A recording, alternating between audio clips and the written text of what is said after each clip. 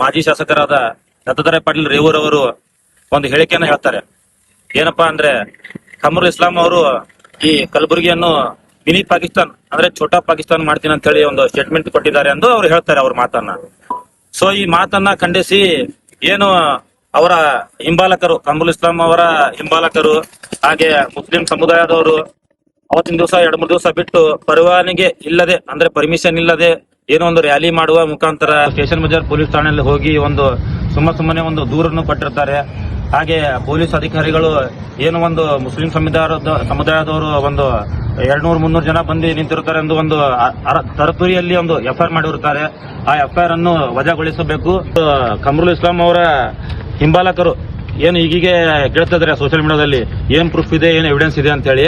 So ಅವ್ರಿಗೆ ಒಂದು ಮಾತು ಹೇಳಕ್ ಇಷ್ಟಪಡ್ತೀನಿ. ಅದು ಆಗದ್ದು 1989ರಲ್ಲಿ. ಏನು 1989ರಲ್ಲಿ ಒಂದು ಇಲ್ಲಿ ಕಲಬುರಗಿಯಲ್ಲಿ ಚುನಾವಣೆ ನಡೀತಾವ. ಅವಾಗ ಅವ್ರು ಹೇಳಿರ್ತಕ್ಕಂತಹ ಒಂದು ಸ್ಟೇಟ್ಮೆಂಟ್ ಅನ್ನ ತೋರಿಸು ಎಲ್ಲಿದೆ ಅಂದ್ರೆ ಹ್ಯಾಂಗೆ ತೋರ್ಸಕ್ ಬರ್ತದೆ. ಯಾಕಂದ್ರೆ ನಮ್ಮ ಭಾರತದ ಮಾರ್ಕೆಟ್ ನಲ್ಲಿ ಮೊಬೈಲ್ ಬಂದಿರೋದೇ 1990 ಆದ ನಂತರ. ಆ ಟೈಮಿಗೆ ಮೊಬೈಲ್ ಇರಲಿಲ್ಲ. ಯೂಟ್ಯೂಬ್ ಅಲ್ಲಿ ತೋರಿಸ್ಬೇಕಂದ್ರೆ ಯೂಟ್ಯೂಬ್ ಬಂದಿದ್ದು 2005 ಆದ ನಂತರ. ಅವಾಗ ಒಂದು ಬಾಮನಿ ನ್ಯೂಸ್ ಅಂತ ಒಂದು ಪೇಪರ್ ಇತ್ತು. ಆ ನ್ಯೂಸ್ ನಲ್ಲಿ ಅದು ಪ್ರಿಂಟ್ ಆಗಿರುತ್ತದೆ. ಸೊ ಅದು ಪ್ರಿಂಟ್ ಆಗಿದ ತಕ್ಷಣ ಎಸ್.ಕೆ. ಕಾಂತ ಅವರು ಏನು ಕಮರುಲ್ ಇಸ್ಲಾಂ ಅವರ ಎದುರುಗಡೆ ಒಂದು ಚುನಾವಣೆ ನಿಂತಿರ್ತಾರೆ. ಅವರು ಹೈಕೋರ್ಟ್ ಆಫ್ ಕರ್ನಾಟಕಕ್ಕೆ ಹೋಗಿ ಒಂದು ಅರ್ಜಿ ಕೊಡ್ತಾರೆ, ಒಂದು ಕೇಸ್ ಫೈಲ್ ಮಾಡ್ತಾರೆ. ಸೊ ಅವರ ಹಿಂಬಾಲಕರಿಗೆ ಒಂದು ಕೇಸ್ ನಂಬರ್ ಹೇಳ್ತೀನಿ. Election petition number 14 of 1990. ಬೇಕಾದ್ರೆ ಹೋಗಿ ಚೆಕ್ ಮಾಡ್ರಿ, ಗೂಗಲ್ ಒಳಗೆ ಚೆಕ್ ಮಾಡ್ರಿ, ವೆಬ್ಸೈಟ್ ಒಳಗೆ ಚೆಕ್ ಮಾಡ್ರಿ. ಎಲೆಕ್ಷನ್ ಪಿಟಿಷನ್ ಆಫ್ 14 ಆಫ್ 1990 ಇದು ಹೊಡೆದ್ರೆ ಎಲ್ಲ ಕೇಸ್ ಡೀಟೇಲ್ ಬರುತ್ತೆ. ಆಮೇಲೆ ಚುನಾವಣೆ ಆಗಿದ್ದು 1989ರಲ್ಲಿ ಪಿಟಿಷನ್ ಆಗಿದ್ದು.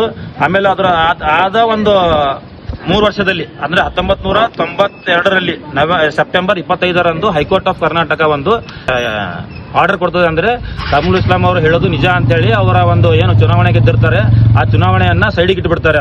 ಅದು ಆದ ತಕ್ಷಣ ಅವರು ಮತ್ತೆ ಸುಪ್ರೀಂ ಕೋರ್ಟ್ಗೆ ಹೋಗ್ತಾರೆ. ಸುಪ್ರೀಂ ಕೋರ್ಟ್ ಅಲ್ಲಿ ಕೇಸ್ ನಡೆಯುತ್ತೆ. ಇದೆಲ್ಲ ಮುಂದೆ ಬರೆದಿರೋ ವರದಿ. ಬಟ್ ನಾವೇನು ಇಷ್ಟಪಡ್ತೀವಿ ಅಂದ್ರೆ ದತ್ತಾತ್ರೇಯ ಪಾಟೀಲ್ ರೇವೂರ್ ಅವರು ಏನೋ ಒಂದು ಹೇಳಿರ್ತಾರೆ, ಅದು ಆಗದ ಇನ್ಸಿಡೆಂಟೇ ಅವ್ರು ಹೇಳಿರ್ತಾರೆ. ಅವ್ರೇನು ಬೇರೆ ವೈಯಕ್ತಿಕವಾಗಿ ಅವ್ರು ಹುಟ್ಟಿಸ್ಕೊಂಡು ಹೇಳಿಲ್ಲ, ಏನಿಲ್ಲ. ಅವ್ರ ಮೇಲೆ ಪಟ್ಟಿರೋಂತ ಕೇಸನ್ನು ವಾಪಸ್ ತಗೋಬೇಕು. ವಾಪಸ್ ತಗೊಲಿಲ್ಲ ಅಂದ್ರೆ ಮುಂಬರೋ ದಿನಗಳಲ್ಲಿ ನಾವೆಲ್ಲ ಕಲಬುರಗಿಯ ಹಿಂದೂಗಳೆಲ್ಲ ಕೂತ್ಕೊಂಡು ಎಲ್ಲ ಸಮಾಜದವರು ಎಲ್ಲ ಕಲಿತು ಎಲ್ಲ ಹಿಂದೂಗಳು ಕೂತ್ಕೊಂಡು ಒಂದು ದೊಡ್ಡ ಪ್ರತಿಭಟನೆ ಮಾಡ್ತೀವಿ ಎಂದು ನಮ್ಮಲ್ಲಿ ತಿಳ್ಕೊತೀವಿ.